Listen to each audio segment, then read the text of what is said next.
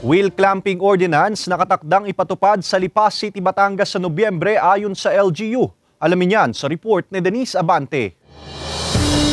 Halos 20 taon na raw na tricycle driver ang 55 anyos na si Mang George sa Lipa City. Sa araw-araw niyang pamamasada, perwisyo na raw ang mabigat na daloy ng trapikong nararanasan sa lungsod. Isa pa rito ang mga nakaparada sa gilid ng kalsada na nakakaabala raw sa mga motorista. Lalo na po dito sa highway. Apektado po kami dyan kasi yun ho ang nagpapasikip eh. Siyempre pag kami po napapunta sa inner lane at nakita kami lagi ang gusto huhulihin. So paano ko po makakapunta sa shoulder kung lagi pong may nakaparada?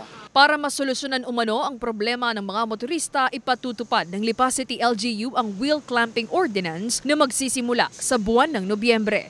Ito po ay national law, yung kung matatandaan niyo po yung ALG na memorandum na pinalabas ni Pangulong Duterte tungkol sa road clearing. Kung meron po tayong mga signage na ilalagay, then generally po, yung buong JP Laurel highway natin is no parking talaga yan. Bukod sa National Highway, bawal din ang pagparada sa mga intersection, crosswalk. Sakop ng 6 na kilometro ng intersection ng mga korbadang linya, 4 na metro ng driveway, sakop ng fire station, nasa harap ng pribadong driveway, malapit sa tulay, no parking zone at tow-way zone. Magtatalaga ang Lipa City LGU ng mga traffic enforcer na mag-iikot sa lungsod upang matiyak na walang lumalabag sa ipatutupad na ordinansa. Halimbawa naman daw at may driver sa loob ng sasakyan at makikitang nakaparada, pagsasabihan lamang ito at bibigyan ng citation ticket.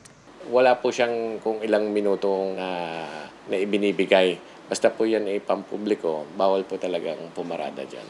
Pag wala pong driver, talaga ikakulamp namin na po.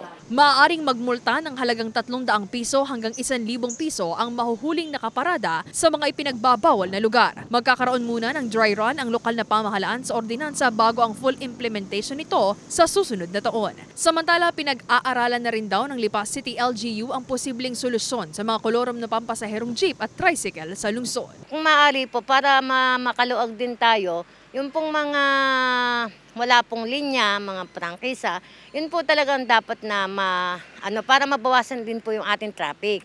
Lumagay po tayo sa patas. Pero naaawa din po ako sa kanila kasi po nakakaawa din po yung katulad ng ibang operator na nagbabayad po ng prangkisa.